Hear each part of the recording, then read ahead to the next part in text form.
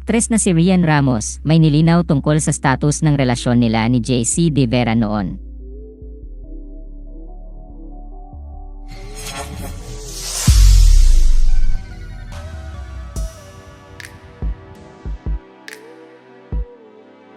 Matatanda ang unang nagkatrabaho at nagtambal ang aktres na si Rian Ramos at aktor na si JC De Vera sa 2008 Philippine adaptation ng Argentinian series na La Lola.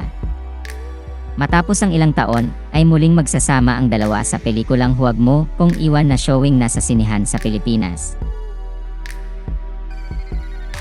Kaya naman sa episode ng programang Fast Talk with Boy Abunda nitong Huwebes, November 28, ay binalikan ni Boy Abunda kung ano nga ba ang naging totoong relationship status nina JC at Rian noon.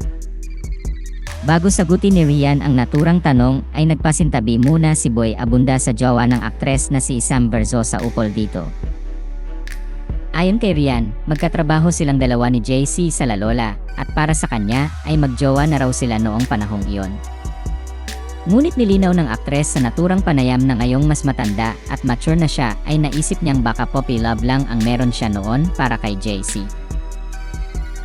Inamin din niya na maski hanggang ngayon ay hindi na sila sigurado sa sagot kapag tinatanong sila. Anya, once and for all, ito. We worked together when I was 17 to 18 years old in La Lola, and then, so, para sa akin, nung time na yon, magjowa kami. Pero now that I'm older, pag iniisip ko siya, sabi ko, puppy love lang. Parang ganun din yung tanong sa isip namin eh. Parang, ano kaya yon? Puppy love kaya yon? Samantala, sa press conference ng Huwag Mo Kong Iwan sa Manila Hotel noong November 12, 2024 ay natatandaan ng aktres na isa raw si JC sa naging inspirasyon niya para seryosohin ang trabaho niya.